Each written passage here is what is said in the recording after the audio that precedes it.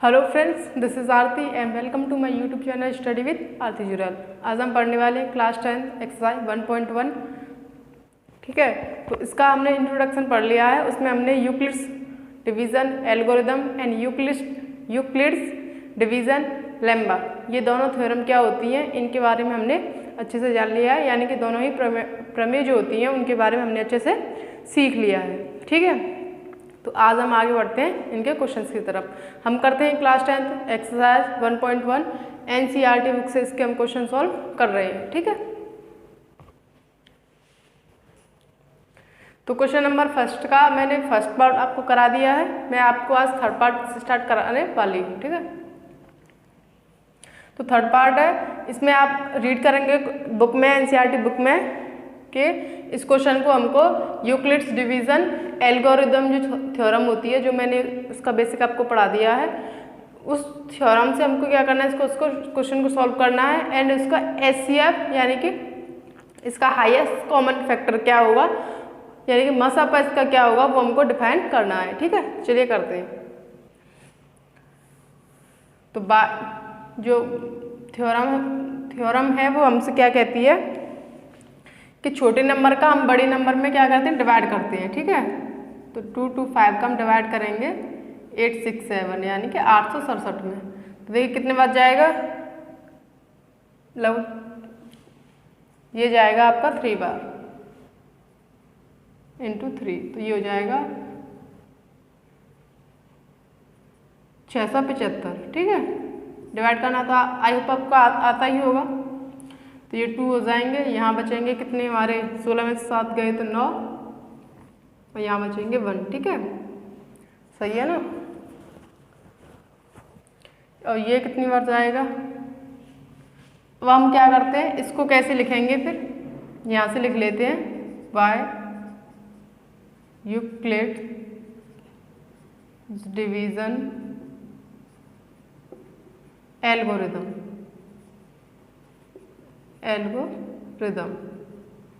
ठीक है, तो इसके द्वारा हम इस क्वेश्चन को सॉल्व कर रहे हैं, क्योंकि हमसे क्वेश्चन में इससे ही क्वेश्चन सॉल्व करने के लिए बोला गया है।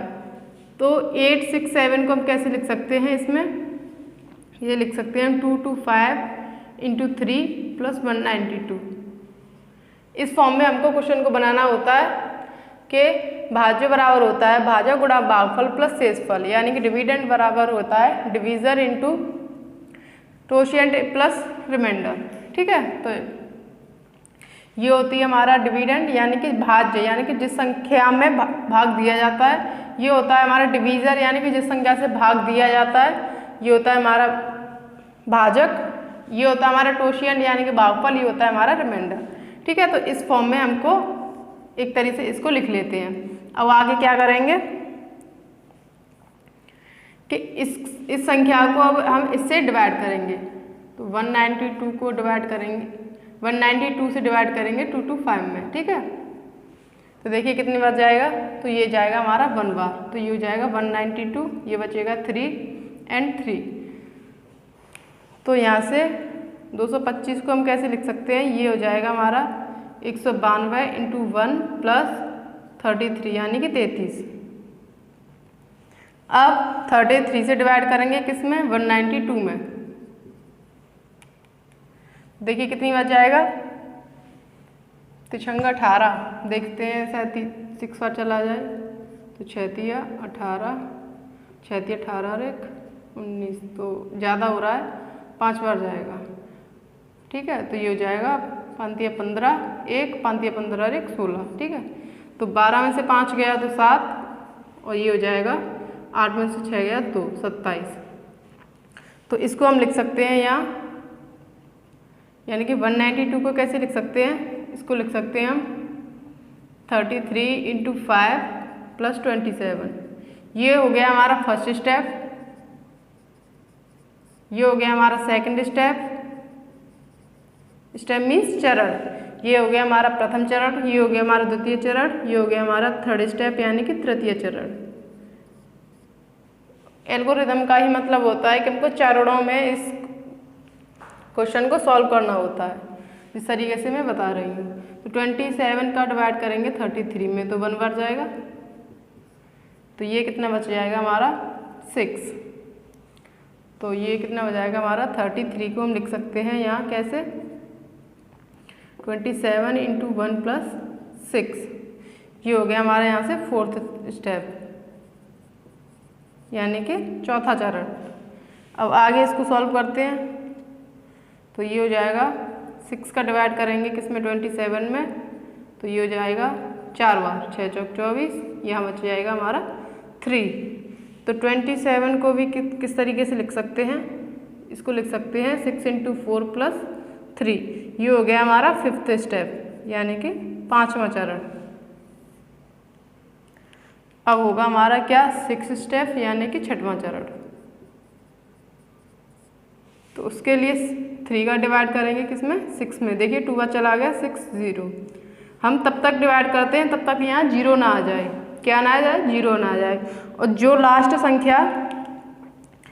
लास्ट संख्या को कंप्लीट डिवाइड करती है यानी कि जो लास्ट डिविडेंड को कंप्लीटली काटता है, कंप्लीटली डिवाइड करता है, वही क्या हो जाता है हमारा HCF हो जाता है। क्या हो जाता है HCF हो जाता है। 6 चरण हो जाएगा 3 इंटू 2 प्लस 0। तो यहाँ से हमारा HCF क्या हो जाएगा HCF ऑफ 225 एंड 867। तो इसका HCF हो जाएगा हमारा 3 यानी कि 3।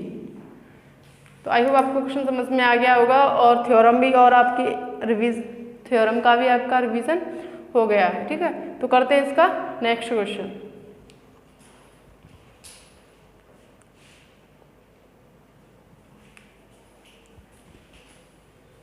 तो क्वेश्चन नंबर 2 में हमसे बोल रहा है सो दैट एनी पॉजिटिव और odd integer is of the form of 6q plus 1 और 6q प्लस 3 और 6q plus 5 where q is some integer.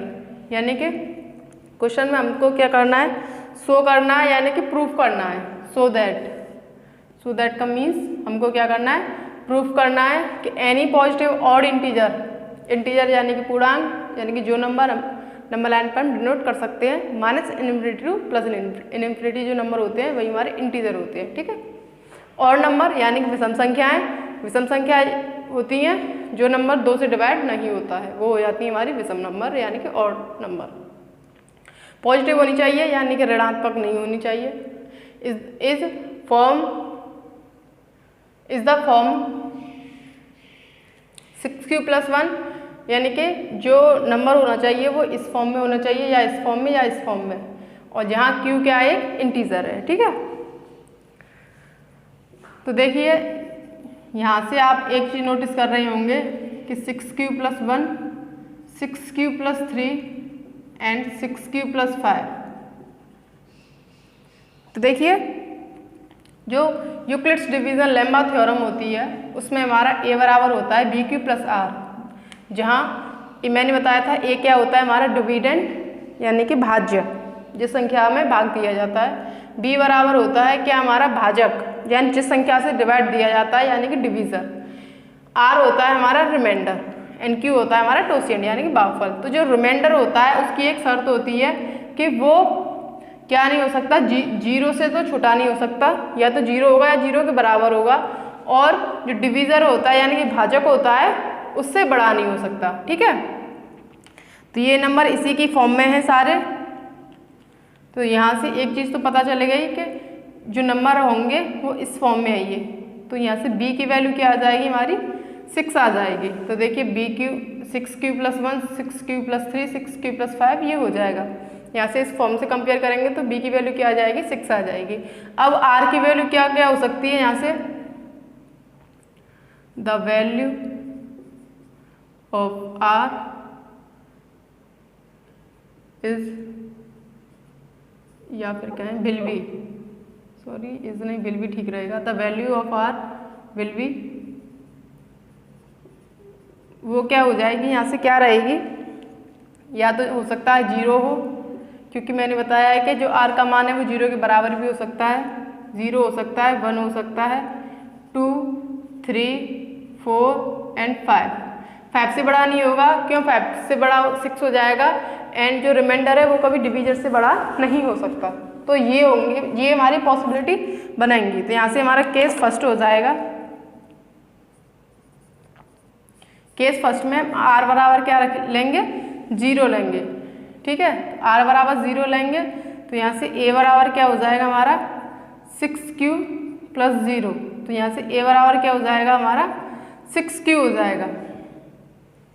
And मैं आपको 3 एक तरीके से फॉर्मूले, थ्योरम, कुछ भी आप मान सकते हैं, वो बता देती हूँ कि odd number plus odd number हमेशा क्या होता है? इवन होता है, ठीक है। जैसे एक एग्जांपल ले लेते हैं। एग्जांपल लिया हमने 3 प्लस 3, तो दोनों ही क्या है? ऑड नंबर है और 6 आ जाएगा, यानी कि इवन आ गया। एंड एक होता है हमारा कि इवन प्लस ऑड, ये हमेशा ऑड होगा। इवन प्लस ऑड नंबर करेंगे तो हमेशा क्या आएगा? ऑड ही आएगा। एग्जांपल ले लेते हैं 3 प्लस 2, 3 क्या है? ऑड है, 2 क्या है? इवन है, तो 5 आ रहा है, यानी कि ऑड नंबर आ रहा है। और भी आप नंबर पर देख सकते हैं, सबसे छोटे नंबर है इसलिए इन पर बताना इजी होता है। इवन प्लस इवन करें तो ये हमेशा इवन होगा, ठीक है। जैसे 2 प्लस 2 इक्वल टू 4, ठीक है। तो देखिए ये a बराबर 6q आ गया। एंड एक थ्योरम हमारी ये होती है कि इवन में किसी भी संख्या से मल्टीप्लाई करें तो हमेशा इवन आता है, ठीक है। जैसे मैं कर दूं 6 में 1 से, तो देखिए 6 इवन आ गया। 6 में 2 से तो देखिए 12 इवन आ गया। 6 में 5 से तो देखिए 30 क्या आ गया? इवन आ गया। तो मैंने ऑड से भी की और किससे की? ऑड से भी की एंड इवन से भी की। इवन नंबर में तो हमेशा क्या आ रहा है? इवन आ रहा है। तो ये नंबर हमको हमेशा क्या देगा? क्योंकि कोई भी वैल्यू रही हो तो ये हमेशा हमको इवन देगा। ये क्या आएगी? वैल्यू हमेशा इवन आएगी। लेकिन हमको किस फॉर्म में रखने हैं नंबर को? 6q plus 1। तो हमको ये फॉर्म जो है 6q प्लस 1 नहीं दे रही है, तो जो r का मान है वो 0 नहीं हो सकता यहाँ पर, ठीक है। तो केस 1 हमारा कैसा रहता है? यहाँ फेल रहता है। अब केस 2 चेक करते हैं। ये ऐसे ही करके हमको क्या करना है? शो करना है कि ये पॉजिटिव इंटीजर्स है, ऑड इंटीजर इस फॉर्म में होंगे कि नहीं। तो यहाँ से अब हम क्या करते हैं? r बराबर 1 ले लेते हैं। तो r बराबर 1 लेंगे तो ये क्या हो जाएगा? 6q प्लस 1 हो जाएगा, तो जो कि इस फॉर्म में है। तो यानी कि ये हमारा क्या है? सही है। केस 3 लेंगे तो इसमें r बराबर क्या लेंगे? हम 2 ले लेंगे। 2 लेंगे तो a बराबर क्या हो जाएगा हमारा? 6q plus 2। तो a बराबर यहाँ से हम 2 कॉमन भी ले लें। अगर हम 2 कॉमन भी लेंगे यहाँ से तो 3q प्लस 1 हो जाएगा। तो ये कोई भी वैल्यू रहे, इससे कोई फर्क नहीं पड़ता, लेकिन ये इवन आ गया। तो इवन आने की जैसे जो भी नंबर इससे मल्टीप्लाई होके आएगा वो हमेशा इवन ही आएगा। और जो कि लेकिन हमसे क्वेश्चन में क्या बोला है कि पॉजिटिव ऑड इंटीजर होनी चाहिए, लेकिन ये इवन दे रहा है तो ये भी क्या होगा? 0 की तरह। केस 3 भी फेल हो जाएगा। केस 4 लेते हैं। केस 4 में r बराबर क्या रखेंगे? 3 रखेंगे। तो केस 4 में r बराबर 3 रखेंगे यहाँ से, तो a बराबर क्या हो जाएगा? 6q प्लस 3, ठीक है। तो ये भी एक फॉर्म बन रही है यहाँ से, ये भी ठीक है। एंड केस 5 अगर हम लें,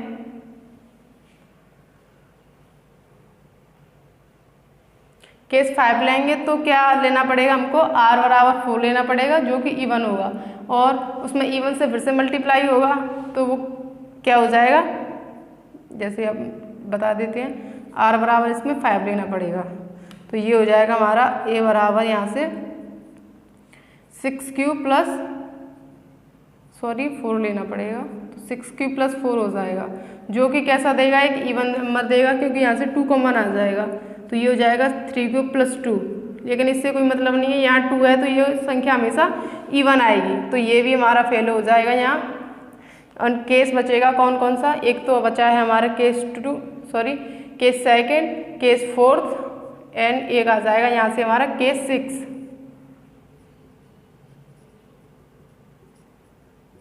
केस 6 में क्या होगा कि हम r बराबर क्या ले लेंगे 5, यहाँ से a बराबर 6³ + 5 हमको दे देगा। ठीक है, तो ये यहाँ से प्रूफ होता है।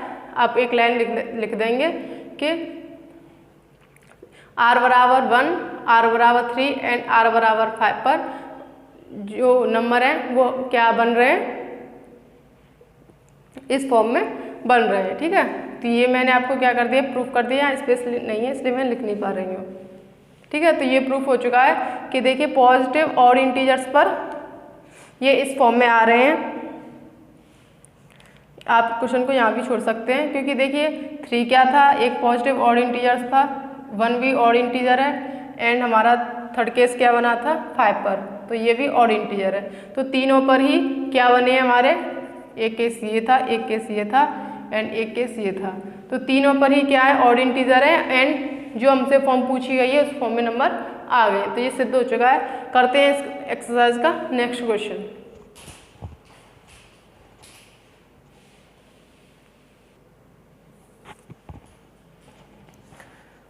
तो क्वेश्चन नंबर 3 थोड़ा सा लॉन्ग है बट इजी है, तो मैं इसको रीड कर देती हूँ।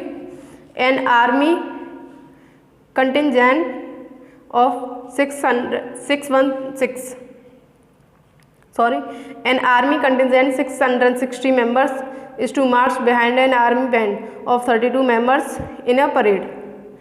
यानी कि 616 आर्मियों की एक टुकड़ी है, आर्मी मेंबर की 616 मेंबर्स की एक टुकड़ी है। is to march behind an army band of 32 members in a parade, जिसको क्या करना है कि 32 सदस्य वाली एक बैंड वाले आर्मी टुकड़ी के पीछे चलना है, परेड करनी है। मैं फिर से समझा देती हूँ, जैसे इस तरीके से समझिए कि जैसे 26 जनवरी होती है हमारा एंड हमारा होता है 15 अगस्त, जो हमारे राष्ट्रीय फेस्टिवल होते हैं। उनमें आपने देखा होगा कि जो आर्मी वाले होते हैं उनमें अलग अलग तरह की कैटेगरी होती हैं। तो जो बैंड वाले आर्मी वाले होते हैं, जो बैंड वाले आर्मी वालों की टुकड़ी होती है वो आगे चलती है। आपने कुछ जगह पर देखा होगा जो आगे चलती है एंड पीछे हमारी आर्मी, जो बाकी आर्मी के लोग होते हैं वो उनके पीछे क्या करते हैं, परेड करते हैं, मार्च करते हैं। ठीक है, मार्च को हिंदी में परेड बोलते हैं। ठीक है, तो उसके पीछे मार्च करते हैं। तो इसमें भी जो आगे जो बैंड वाले जो आर्मी मैन है वो 32 हैं, यानी कि 32 हैं, और इनके पीछे 616 मेंबर्स क्या कर रहे हैं, पीछे उनको परेड करनी है। तो समझ में आ गया। आगे क्वेश्चन बोल रहा है the 2 groups are to march in the same numbers of column, यानी कि इन दोनों को क्या करना है कि सेम नंबर ऑफ कॉलम्स, यानी कि सेम स्तंभ में बट जाना है। जैसे आगे हैं अगर बैंड वाले मेंबर्स के 4 कॉलम बन रहे हैं तो पीछे जो टुकड़ी बनेगी वो भी 4 बनेगी, 616 नंबर की टुकड़ी बनेगी वो भी 4 बनेगी, बट उसमें जो मेंबर्स होंगे वो कम हो जाएंगे। उससे समझिए कॉलम्स क्या होते हैं, ये होते हैं। ठीक है, इस तरीके से कॉलम होते हैं। तो मान लीजिए कि यहाँ 8 बैठ गए, यहाँ 8 हो गए, यहाँ 8 हो गए एंड यहाँ 8 हो गए, ये हो गए बैंड वाले। ठीक है, तो इसके पीछे इसमें और इसमें 616 नंबर्स क्या हो जाएंगे, जो आर्मी वाले होंगे वो बढ़ जाएंगे। ठीक है, इस तरीके से 2 कॉलम हमको क्या करने बनाने हैं। What is the maximum number of column in which they can march, तो हमसे पूछा है कि मैक्सिमम नंबर ऑफ कॉलम, यानी कि जो कॉलम बनेंगे वो कितने मैक्सिमम हो सकते हैं। ये तो मैंने अपने अकॉर्डिंग ले लिया आपको समझाने के लिए, लेकिन मैक्सिमम कितने कॉलम बन जाएंगे जिससे वे उसमें मार्च कर सकेंगे, यानी कि परेड कर सकेंगे। तो आई होप आपको क्वेश्चन समझ में आ गया होगा। तो जब भी क्वेश्चन हमसे मैक्सिमम नंबर पूछे तो हमको क्या करना होता है, उनका हमेशा HCF निकालना होता है। क्या करना होता है, HCF निकालना होता है। ठीक है, एंड यहाँ इस एक्सरसाइज में हम HCF निकाल किससे रहे हैं, इस एक्सरसाइज में हमको क्वेश्चन निकालने वो HCF है वो निकालना है यूक्लिड्स डिवीजन एल्गोरिदम थ्योरम से। तो जो नंबर्स थे वो क्या क्या थे, 616 एंड 32। तो इसका हमको मैक्सिमम नंबर ऑफ कॉलम बताना है, यानी कि HCF बताना है। तो बाय, फिर से लिख लेंगे वही, बाय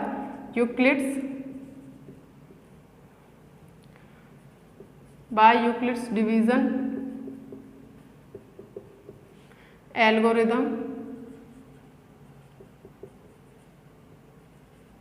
ठीक है, by Euclid's division algorithm theorem. तो इससे हम करेंगे, तो मैंने आपको बताया है कि फर्स्ट स्टेप इसका क्या हो जाएगा, वो होगा 616 यानी कि 616 बराबर, देखते हैं क्या आएगा, 32 का डिवाइड करेंगे किसमें, 616 में। तो देखिए कितनी बार जाएगा, 10 बार तो 320 हो जाएंगे, 32 इंटू कितना करें 320, यानी कि लगभग 8 बार देखते हैं कितना आता है। तो 8 दूनी 16, 8 3 24 और 1 25, और इसमें हम 320 जोड़ दें तो कितना हो रहा है, 6 5 5, एंड अगर यहाँ 9 लेते हैं तो ये कितना हो जाएगा, 9 दूनी 18, 1 9 3 27 और 1 28, 320 320 0 4 6, ज़्यादा बार हो रहा है, तो ये हो जाएगा 9 दूनी 18, 1 9 3 27 और 1 28, ठीक है, 288। एंड इसमें हम ऐड करते हैं क्या, 320, तो ये हो जाएगा 8 0 एंड ये हो जाएगा 6, तो ये आ जाएगा। तो ये कितनी बार जाएगा, यहाँ से 19 बार जाएगा, ठीक है। तो आप ऐसे करके भी देख सकते थे कि डिवाइड कर लेते 1 बार जाता, इस तरीके से मैं बता देती हूँ, आप इस तरीके से नहीं कर पाए तो ये इस तरीके से हम करते तो 1 बार जाता ये, यहाँ कितने बचे जाते हैं 9 2 एंड ये बचते 6 हमारे, तो ये फिर हमारा 9 बार जाता, ठीक है। तो ये आता 9 दूनी 18, 1 एंड 9 3 27 और 1 28, तो ये बच जाता हमारा कितना, यहाँ 8 बच जाता। तो देखिए ये कितनी बार चला जाता है, यहाँ से 19 बार और 8 बच जाता, ठीक है। तो वही मैंने यहाँ डायरेक्ट कर दिया है, क्योंकि हमको नंबर को इस तरीके से लिखना है कि जो हमारा रिमाइंडर आए वो डिवीजर से कम आना चाहिए, ठीक है, जो रिमाइंडर है वो डिवीजर से कम आना चाहिए। इसलिए ये कितनी बार जाएगा, यहाँ से 19 बार यानी 19 बार जाएगा, और ये कितना आ रहा था यहाँ से, 608 आया था, ठीक है। तो ये बच जाएंगे यहाँ से हमारे 8। तो मैंने क्यों नहीं किया, 1 बार चला जाता 296 बचते, ठीक है। तो वो इसलिए गलत हो रहा था, क्योंकि यहाँ जो रिमाइंडर है वो डिवीजर से कम आना चाहिए। यही हमारी यूक्लिड्स डिवीजन एल्गोरिदम थ्योरम कहती है हमसे। तो ये हमको कैसे लिख सकते हैं इसको, 32 इंटू 19 प्लस 8, ठीक है। अब 8 से डिवाइड करेंगे 32 में, 4 बार जाएगा, 32 0। तो देखिए यहाँ से हमारा रिमाइंडर 0 आ गया है, तो यहाँ से 32 को कैसे लिख सकते हैं, ये हो जाएगा हमारा सेकंड स्टेप यानी कि चरण द्वितीय। तो इसको हम लिख सकते हैं 32 को 8 इंटू 4 प्लस 0, ठीक है। तो यहाँ से HCF क्या हो जाएगा, ये हो जाएगा हमारा 8। तो HCF तो जो हाईएस्ट